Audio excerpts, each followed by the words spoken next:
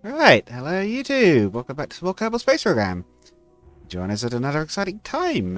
We're just doing our deceleration burn to bring us into a proper orbit around Vall. The fourth of the 5 planets we're visiting over our little Grand Tour side mission. Yes, a Grand Tour somehow ended up as a side mission in this campaign. I can't quite believe that myself, but hey-ho. Ooh, hiccup. But yes, you also join us, as you can probably see, that horrifying mess of messages waiting for all the science to collect. We have been indeed connecting at one place. That has been working. But as you can see, yeah, the data reports are really starting to build up, and the game, I don't think, is liking it. We're up to 400 science experiments stored on board, or science reports, or whatever, and there's another 22 in data form in the lab. So yeah, that's getting kind of crazy. The lab has indeed also cleared the experiment. Oh, I hope we have to transmit science on board here first as well. The lab is also starting to build up a fairly large stock of science.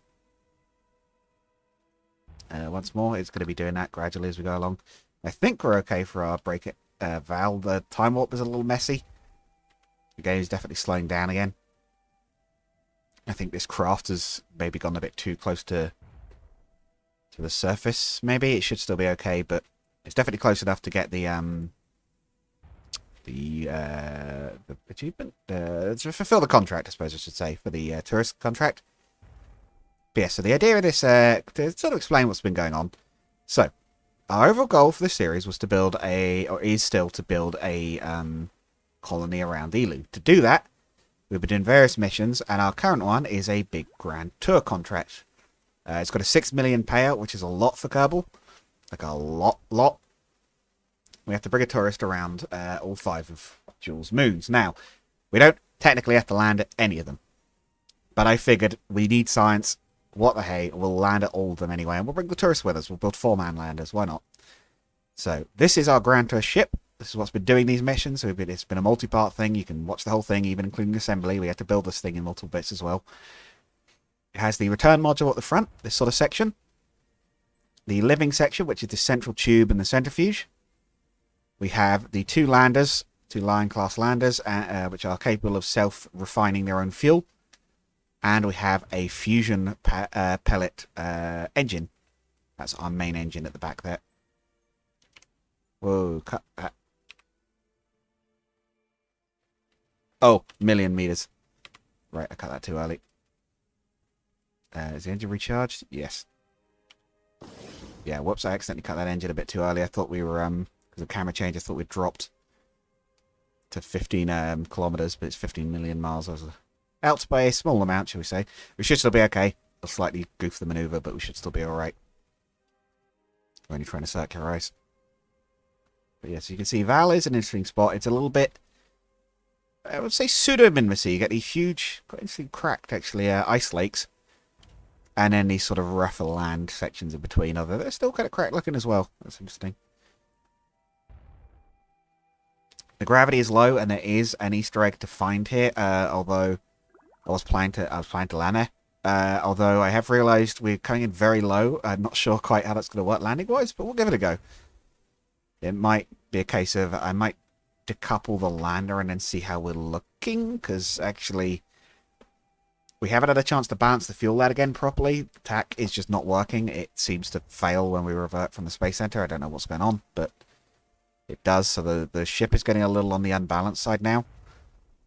I think it is a little bit, maybe not wobbly, but a little bit not quite centered anymore, center and mass-wise. To the point where after this mission, I might even reload from the menu and see if that fixes it so we can balance it out. We do only have 1 mission left to run after this, or 1 part of the mission where we'll have to land on Lade. Then, thankfully, for the sake of the lag and the frame rate, we can dump off the 2 landers. I'm going to pause quickly because I need to go look up the coordinates. So I'll catch you guys in a minute when we'll also have circularized. After some considerable time in real life, I'm back. Some stuff got in the way, but it's fine. We are in orbit around Vall, and it might be lagging a little bit because I've just had to reload from sleep mode. In theory, it's fine, but yeah, we need to get the lander down before the lag picks up. I just realised I've forgotten to. Hang on. We're back. Hello. So, we're in orbit around Vall. I have done some more various bits and pieces, science, etc. Hold on, and I have circularized us. So, I also got fuel balancer fixed. It seems that what fixes it might be a slightly outdated version. That might be why it's breaking in the first place. But, oh, I need to load up the lander. It seems what fixes it is reverting all the way back to the main menu. So it's a little roundabout, but we have found ways to get that working again. Alright, let's load up a base station. We're nearly done with all of these. That's a jetpack. We'll leave that. Chronographer. Yeah, that's the one weather analyzer. I have to leave that there because we're going to need that later. We just need the 2 solar panels now. Where are you built? Oh, right, and they're in the collar section, aren't they? They're in there. They're not in there. That's a fuel tank. Cargo storage tank unit. There we go. Tell you what, let's open this. Let's put them in there.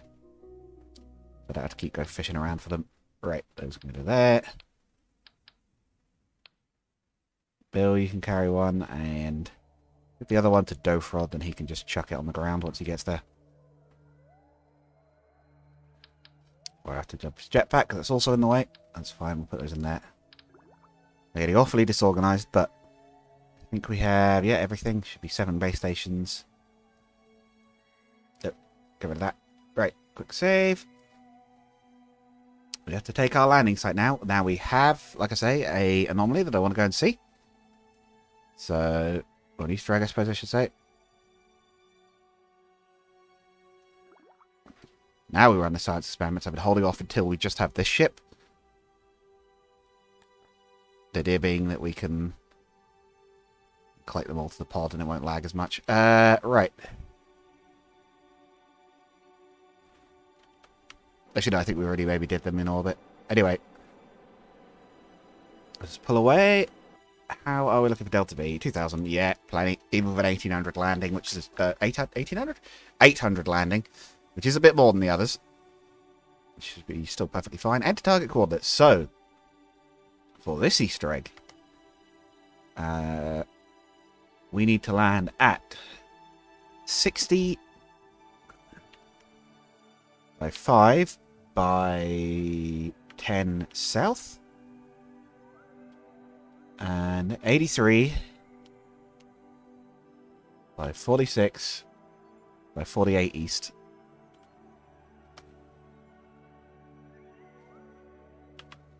Which, where actually is that? Oh, brilliant. It's actually at a good spot. So that's actually not a bad place still to be landing at. Auto warp. It's probably still going to have to adjust its path a little bit, but yeah, it's not bad at all. That's good. That's a good spot to be trying to land at because it's on our. It's kind of underneath our orbital path already. Yes, our orbit is a little lumpy. I did have to land it. I'd have to bring it into. Yeah, it's like 150. One dimension of 14 at the other. I decided it was probably a bit close, and I wanted to give our ship a bit of leeway. It might make the return trip a little trickier, but I'm not going to worry too much about that. We should still have plenty of fuel. Yes, and then after this, we'll only have lathe left to go, and after the lathe, we have a bit of a reprieve in that we can quite literally dump the landers, just leave them in space, or just set them on a crash course towards one of the planets, which might not be a bad idea actually, because they've got seismic sensors. Oh shoot! Yeah, you want to be able to use the main engine, not the RCS. And once they're on course to no, that was not the button I intended to press. Once they're on course to... No, what have I said? Yeah, we could ditch the landers and then we can head back to Kerbin and it will be much quicker. And the frame rate will increase. We'll have a much lighter craft. We should be ditching a good 30 tons plus... 30 tons per lander plus fuel weight, so probably maybe about 100 tons probably by the time we ditch the 2 landers. And once we're at Kerbin, we only need to bring down the return segment. I don't know whether to try and save the engine block because it was expensive and there's a lot of fuel on board, or whether to even worry about it. I guess we could, if it's got enough fuel to slow itself down. It still has a decent amount, and we're worried about how much fuel cost is on board because it was a substantial part of the lander's cost. I suppose what we could do is bring it into orbit, detach the crew segment, and then put parachutes on it to just bring down the engine module and recover it, maybe. Build like a sort of lander segment, or even build a lander segment to preserve the whole thing. Maybe a bit of a museum piece, even. Alright, target coordinates. Are we still on the right coordinates? 65, 10, south by 83, 46, 48. Yes. Yeah, I did not mean to extend you back out there. That was not quite right.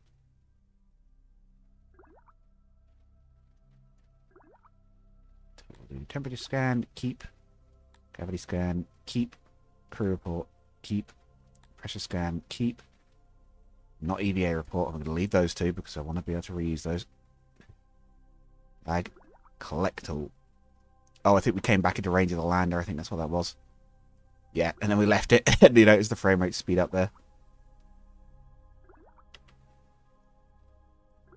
It's going to be above here somewhere. And then for power. Yeah, it was still pretty good. Don't use... Actually, no, you're okay to use mild propellant because we're going to refill that.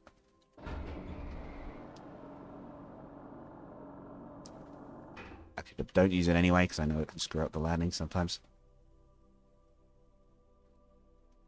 Surface mode. Yeah, that's what I meant to hit. I meant to hit surface mode so we can see how high above the ground we actually are. 50 meters per second plane change. That should be 800 to land, and that should be... Or a little bit of the orbit, maybe, then 800 to land. No problem at all for this rocket.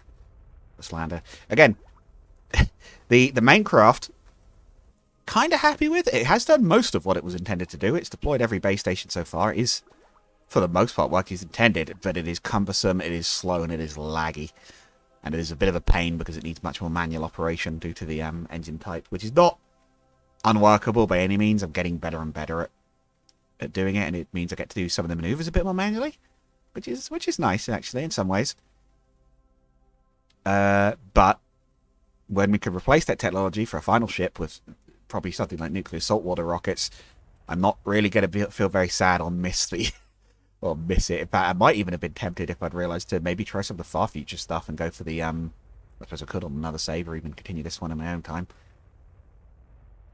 To try the far future stuff because... While it needs a little bit more in the way of power generation for a quite a major part of it, at least they burn like normal engines. Like, yeah, they use a lot of electricity, but at least once they're up and running, they work exactly how you expect them to. They don't have any weird quirks. I don't find the Scrabby very well, but MechJeb could operate them. It's one of the other main things. MechJeb could actually just run those engines. They don't have a startup like the far future ones do. And I guess that makes sense. I guess it's maybe a bit of balancing.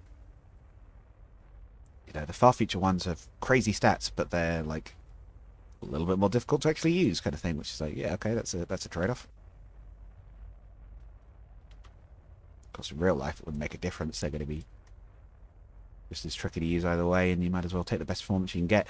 One of the interesting things, like real-world space travel, for some of the things like iron engines, because they're a lot weaker in real life, is that they actually might burn for like days or like weeks or even years potentially. I don't know if any real ones have burned for years, but like they could on some designs. Like they're like, oh, it'll be like accelerating like literally half the trip, and then you turn around and you burn the other way to slow down the rest of the trip. Like, kind of an interesting thought. And it's like, yeah, it makes some sense. There's nothing to stop you in space. Like if you want to go at the max speed possible, you just use your engines for half the trip one way and then turn them around and go in the other direction. Like, your biggest speed limiter ultimately, apart from fuel, would be and light speed, would be acceleration. It's like, how much acceleration could the crew withstand? Like, you know, is there anything you could do to mitigate that? And the answer is yes, to some extent.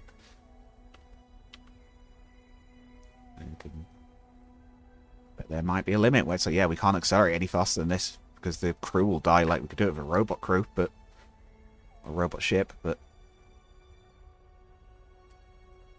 that comes with all the issues we've seen, and actually in this playthrough, ironically, of our own robotic things like the losing signal at the worst possible moment, for a big example, or just not being in range. It's looking pretty. We've had another pretty shot. We center it in the glow. Kinda. Look at that. Like I say, and I always say this, this game could be exceptionally nice looking at times. I mean, look at that. You got like 2 of the moons, maybe even 4. There's some other things in there that look like they could be. Oh. It's Mech Jeb warping, but it's really close to the ground and making me nervous. Alright, you can auto warp for a bit longer, but I think our target is somewhere in the blue section. But I have to admit, I don't see it. And I'm not too surprised because it doesn't look too different color-wise to the rest of the environment. So I don't think we'll be able to see it until we're reasonably close. Trying some more of those experiments. Report. Surface has many impressive jagged mountain ranges. You do not think you'd like to try and land all of them. Agreed. That doesn't look like it would be a different temperature scan. There is some, I guess. There is a temperature. It's slowing down a long way off the surface. 46,000 up? Really? Guess it's trying to make a nice and smooth maneuver out of it.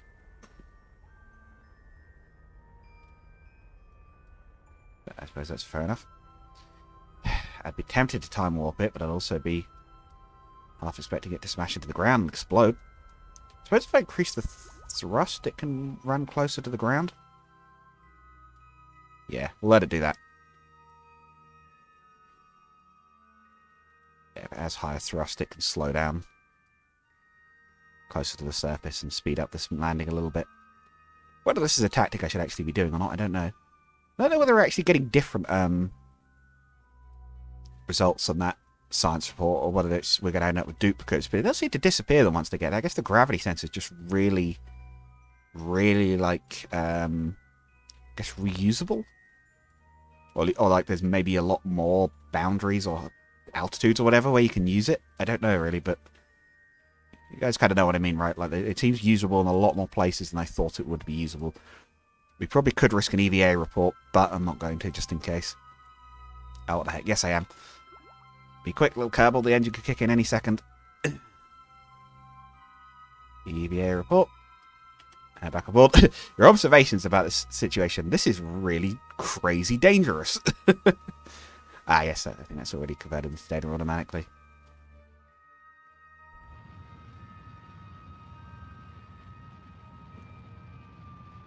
Will this affect the landing location? Turning this up at the last second. Oh, quite possibly it has, actually, yes. That's fine. We can look for our target. That's not it. That's a rock.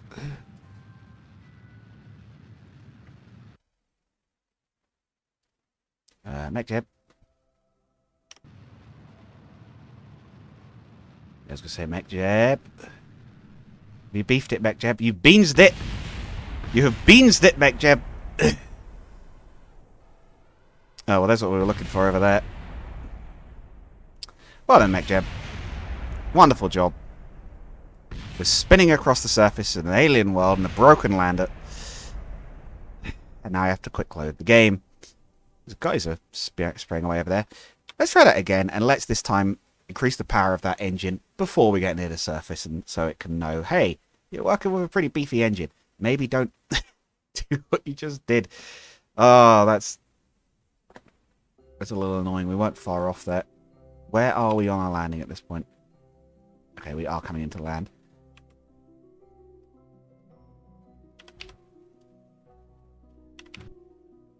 Add a target. Right, we've probably thrown it off by doing that, but it now knows how much power we have. We'll let it use monopropellant. Let it maneuver quickly if it needs to. Oh dear. Sorry about that. I'll have to redo that landing, but we'll let it auto warp as well. Go on. Do the whole thing. I shall trust you for this moment, even though you've just screwed up, so I'm a little wary. But yes, we did get a little bit of a, as well as the cool geyser, which I didn't really expect to see, we did get a bit of a sneak peek of where we're headed. I did see it during landing there. We're going to close the docking port. Okay, no we aren't. So let's close the...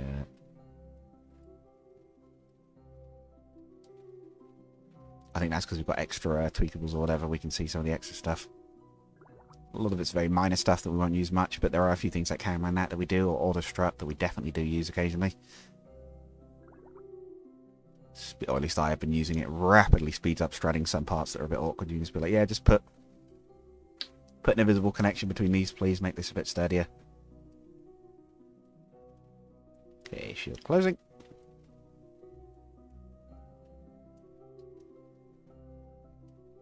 Shall turn off auto warp at this point. You have to get this right, mate, Jeb. Yes, don't you hiss at me. You're the one that screwed up the landing.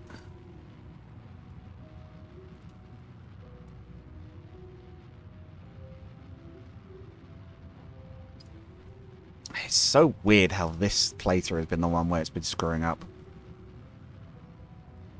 How far off are we this time? A lot closer. Like, way, way closer.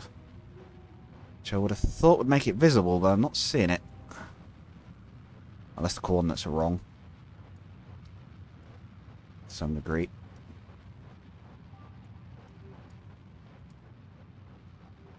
Yeah, I'm not seeing it, I have to admit. I have to have a look around in daylight. We know it's around here, because we saw it, but...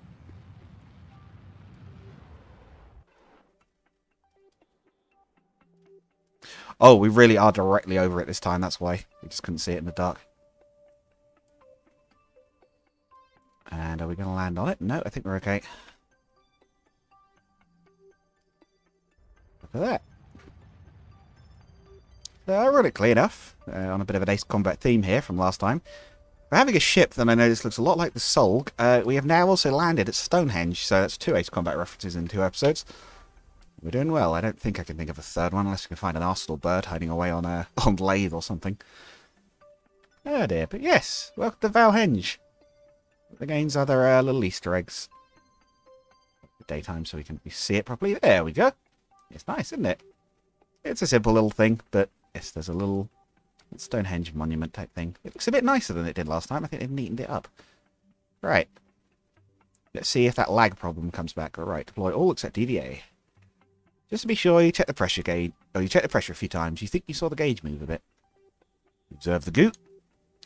Many of the samples either freeze or evaporate from the container. Temperature... Cryovolcanism along the surface. Ah, yeah, ice volcanoes. I mean, we can see it, I'm pretty sure. Yeah. If you ever needed proof of it, there's one going off over there. Scanning the surface detail. Yep. Yep. Fortunately, we don't have a jetpack, because if we did, we could go playing in the geyser jets. But because we don't, I'm a little hesitant to actually do that. I guess it also means it's very cold here, which, given the surface looks like ice, makes sense to me. Yeah, this one's definitely had a terrain overhaul. I mean, look at that texture. That's really nice for a sort of alien icy planet surface, whatever. Right. Yeah, Val. You know the drill. It's not lag time. Hey! Good. The frame rate's back. Oh, shoot. Okay. We're a little bit careful. Looks like the gravity's higher on this one. Oh, of course it is. Yeah, it's like 4 times higher delta V to land here. Yeah, what am I doing? Right. Val, you are 4 worlds in. Another alien world is yours.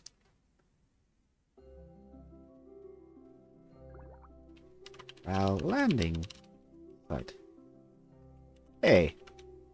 We were supposed... Oh.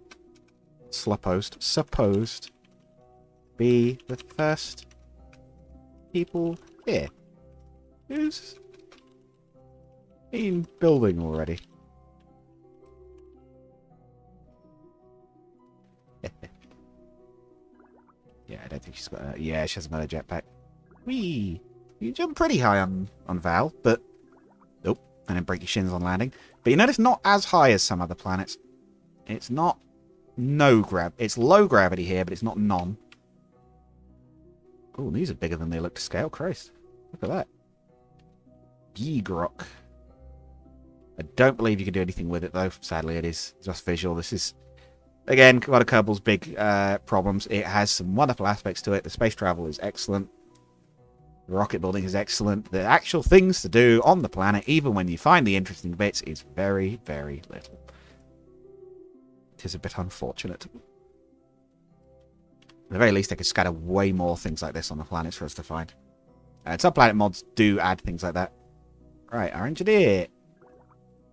What's in your inventory, Bill? If anything, he's got a solar panel already. Good, that's fine.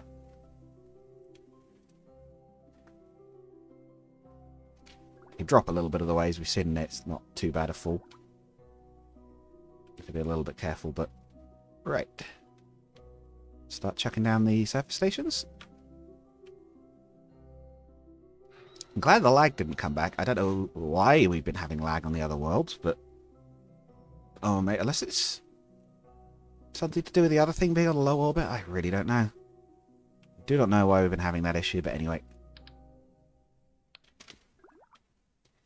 It seems like for the most part it's safe to drop off the lander from the same height you can access the inventory in. We haven't had any problems with that before. Can't put that there because it's blocking the solar panel. I actually don't know. Right, so he needs to deploy that, the other solar panel and the antenna. And we'll have Donbass or whoever it is. I think it's Donbass, Dofrod, who's been a long-lived scientist in this program. For those who didn't see, I believe it was Dofrod, way back in an earlier episode, was when we... Oh yeah, one of the other crews got the last solar panel.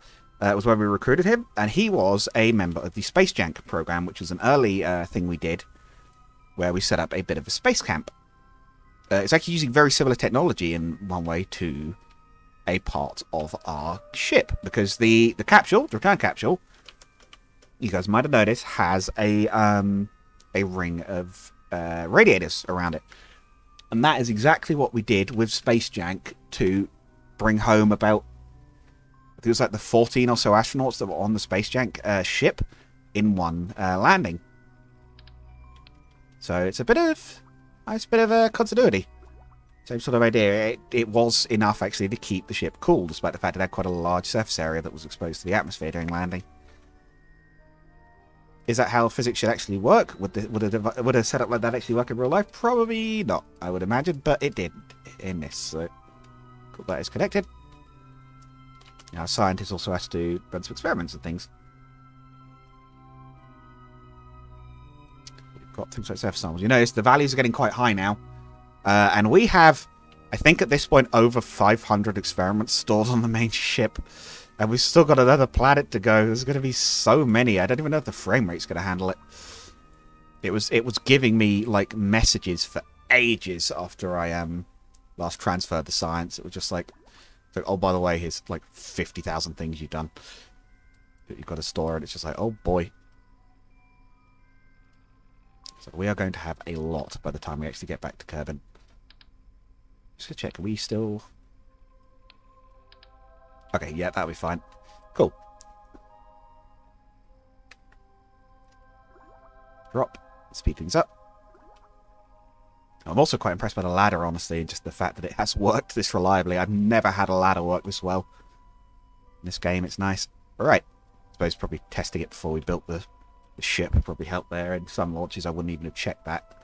It would definitely come back to bite me. So, EVA science. What's the testing this time? Oh, it's the frozen snacks again. It's not the golf. Oh, this one shattered a bit more neatly. It didn't fly as far. Okay, it's the same thing. Low temperature snacks. I suppose that's fair. EVA report.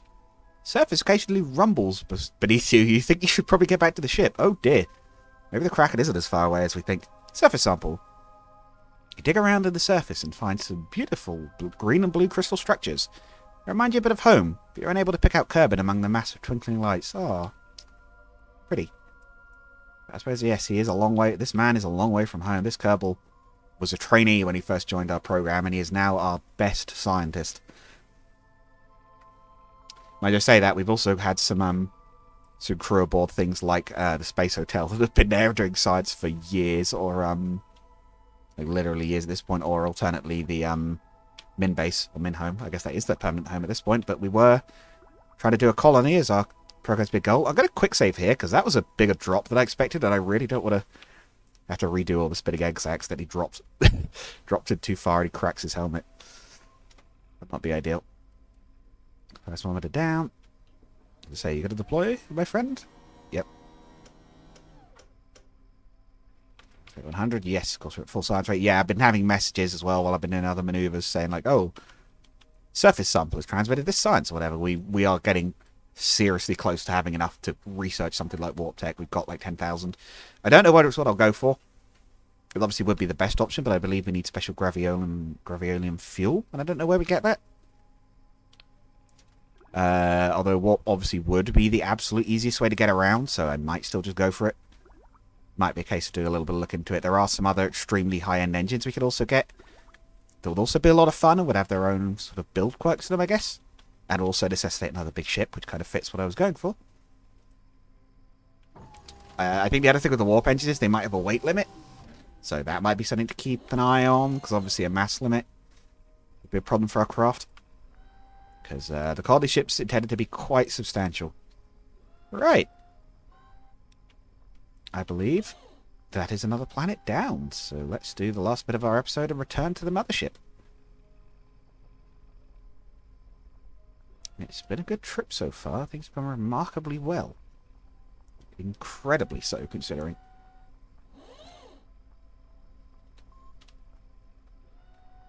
Open this, because we're going to need that when we get to the top. We also...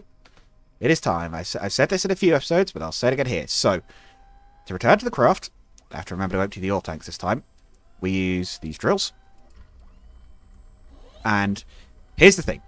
This craft does not have enough battery power or solar panel power when it's out this far to fully refuel in one go. The electric charge runs down.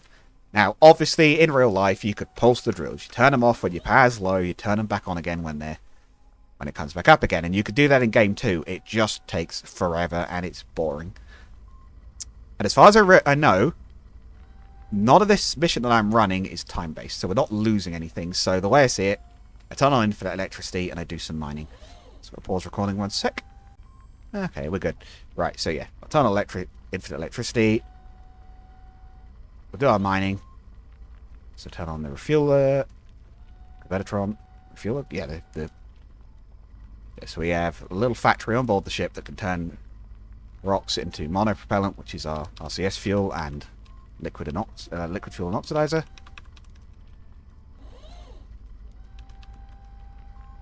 We always have to make a little bit more liquid fuel. In fact, I think if I do just liquid fuel and oxidizer separately, will that just automatically fill both and keep going? Yes. Excellent. Right.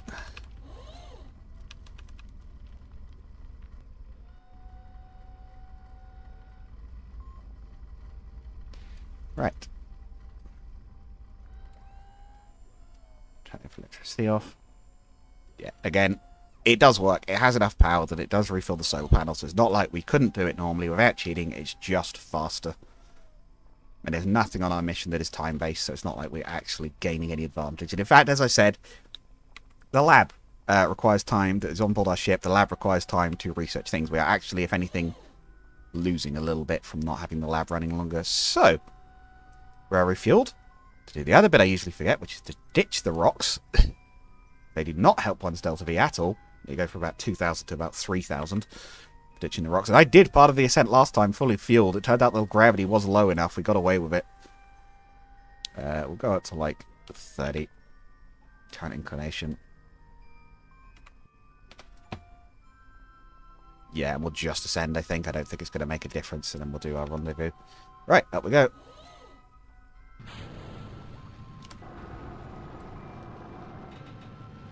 Yes, and the last landing, which will be the next episode, and one of the... It might not be the last part of the Grand Tour trip. I think it'll be like the second to last part.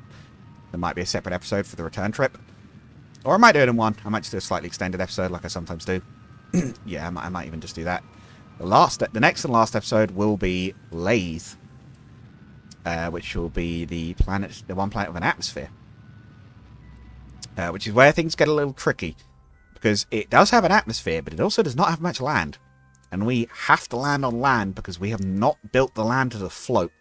And we can't mine off the water anyway. But we will need a full tank to return to the ship. Because Lathe is a bit less forgiving than the others. So yeah, that's gonna be interesting. Assuming we can land at all, we don't have heat shields. And we might have a problem. If we can't land, we might just have to settle for the flyby. Which I'd be okay at this point, but I really like to land on all 5. It seems a shame to lose that. We've done so well on this trip already, and it's such a big thing compared to the flights I normally do. Like, I have been amazed that nothing really critical has gone wrong, aside from the couple of reverts we've had to do where things have exploded. It's not quite a first time, but I consider a couple of mishaps to be pretty good all going. Apparently we have science available, but I can't see it. We do still have a ladder deployed. But as mentioned before as well, once we get to Lathe, we can drop the landers, and that will make our return trip significantly faster and easier on the frame rate.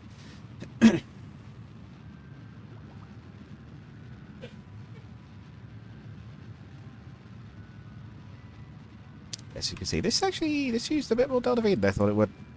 Oh, it might be because the quota is for a lower orbit. So I have a feeling in our landing on Lathe, we're not going to have much fuel at all, so we're going to be mostly relying on our parachutes, and for that, because we can't pick our landing site so easily, we're going to have to pick a good site that looks like it takes us over a lot of land and just make sure we actually land on it.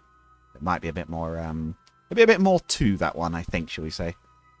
Oh my god, okay, there's a lot of fuel to get it plane change done, but we are at low orbit. Yeah, I knew this one was going to be awkward. I'm going to quick save here in case we need to redo some of this. But potentially, we still have enough fuel, we could come back down. We could actually land, refill the tanks, take off with a tank load of ore, and refine it in flight. Potentially, we might actually get more Delta V total. I don't know whether the weight of the rocks outweighs the fuel load inside a single tank's worth of rocks. I legitimately do not know on that one. But yes, basically, we have launched to completely the wrong inclination. I probably should have tried to match it, but... and we have to rotate around, which is fuel hungry. But it shouldn't take too much to actually rendezvous, because we're already on a different orbit. But I actually don't know. Again, I hope we're going to be okay.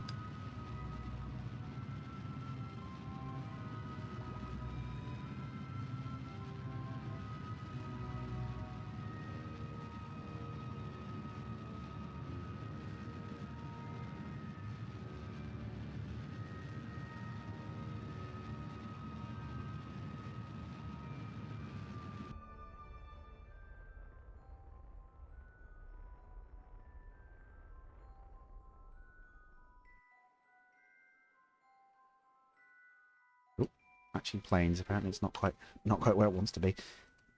Okay, I'm going to cut the throttle down to 25% like we've done before now. The vector on this ship is a little too beefy, if anything, at times.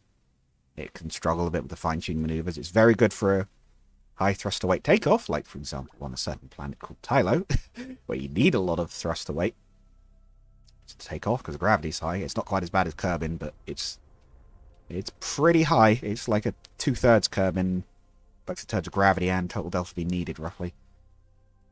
Yeah, it's pretty much going to take us straight to intercept, so it's not going to need too much fuel for that.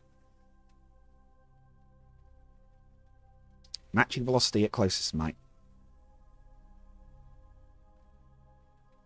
But we're almost there. We're nearly done with this part of the mission, and we're nearly done with the mission in general. I'm looking forward to the next step, because we're nearly at the point where we could design the colony ship. We're nearly at the point where we'll start to know what sort of thing we have available for it. I have like a few prerequisites that I'd like for the colony ship. I'd like it to have like comfortable accommodation in flight. I'd like it to have like multiple buildings that we can land like in a sort of close location. I don't know quite what those buildings would be. Maybe like a hat block, an admin block, a greenhouse module maybe. We'll try and make some kind of semi-standardized design. And then like load them out with different modules. Like we've got a lot of the station parts that are the same diameter. So we could have like one with greenhouse modules, one with a big inventory module with some deployable surface stations. That kind of thing. One that's just like the crew variant, because there's a crew variant one, I'm sure. That kind of idea. Oh, lag's picked up. That must mean there's a ship nearby. Hey. Yeah, when the frame rate drops, that's how you know we're close to the ship. Oh, I wish I was making it up, but she's a big girl, our colony ship. No lightweight. I could also say thick with 2 C's, and it would also kind of fit. Although she's not very thick. I think the other one is going to be more so than this one. Or the Eeloo one, I should say. It might be more... Would it be more appropriate to say it's leggy, considering it's going to be long? I don't know. This is probably a weird analogy for a spaceship, but... Either way, our main focus now is making sure we don't smash into it. Because regardless of size, it's still the only thing that can take these crew home at this point, and also we've got science on board that we'd like to bring back.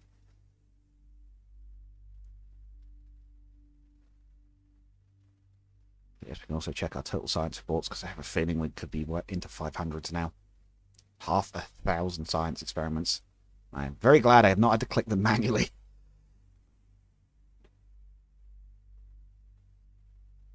You know what? That's looking a little close. I'm going to manually do that when we get quite close to it. Because I'm... Mechjev might be right, but that's worrying me a little bit. But we can time warp a little bit. You know what? Maybe you're right.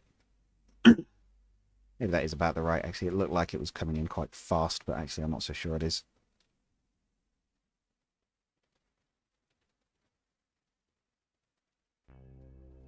This time, for the sake of docking, I will rotate the other ship to save a huge amount of time trying to move on to the other side of it.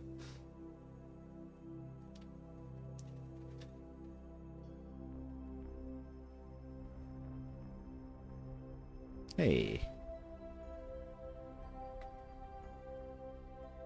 Oh, perfect. Look at that. Cut. A little early. Right.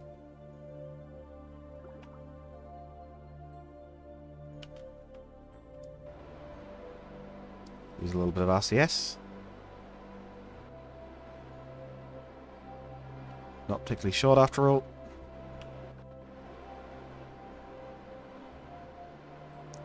It's nearly stopped. If you pulse it when it's nearly stopped, that can reduce usage a little bit.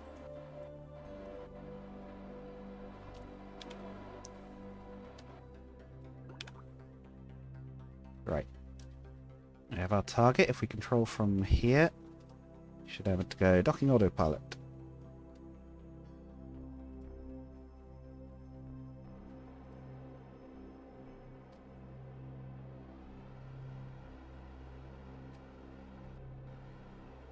We should have plenty of RCS for this. And a bit surprised it's not rotating us around to face the right angle, as we already are. Definitely controlling from and targeting the right thing, are we?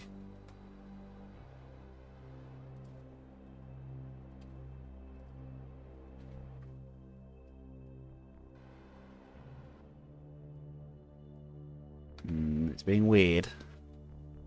I'm a tiny bit concerned here. Okay, yeah, I was gonna say, is it gonna rotate to face the right orientation? Because you're worrying me a little bit, but yes, no, there we go.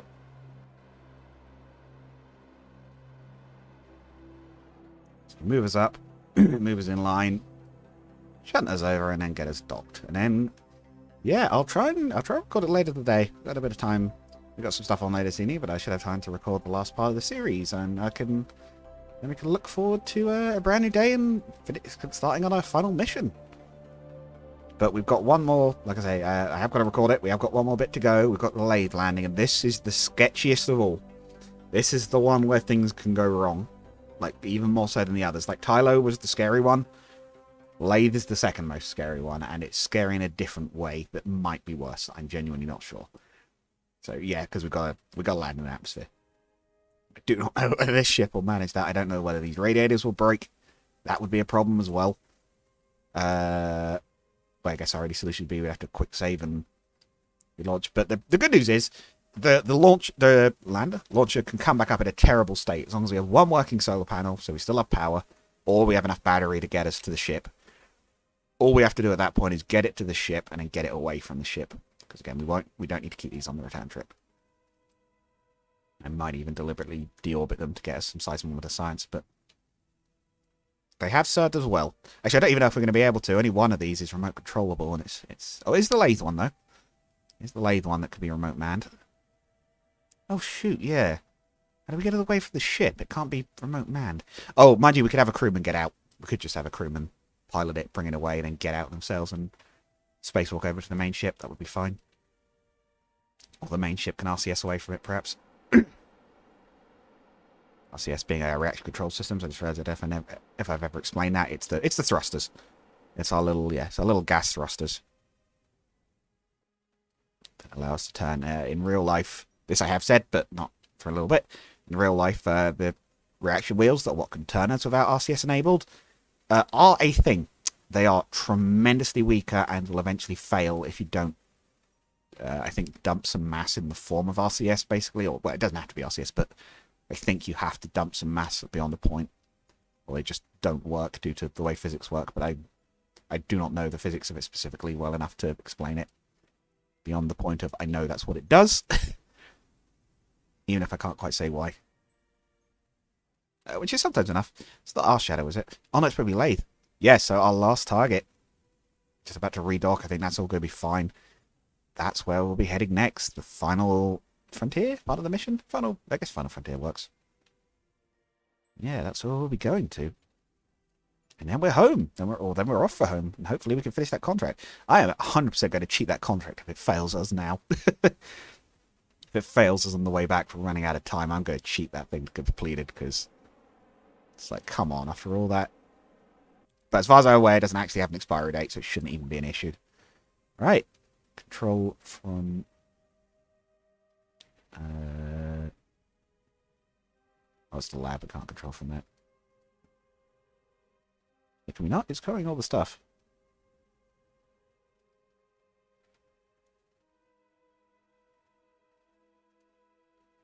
Come on, yeah. Come on from here. Right. We'll collect the data again. We're going to have to do one special mission towards the end of this flight where we have a crewman get out and gather all the science. How's the lab looking? How much science have we got? I'll go about 100. Look about 100. That's fine. We can transfer that while we're here. And right. I think that's where we can call that for now. I look forward to seeing how the next one goes. And I'll see you guys, well, tomorrow in your time. Bye for now.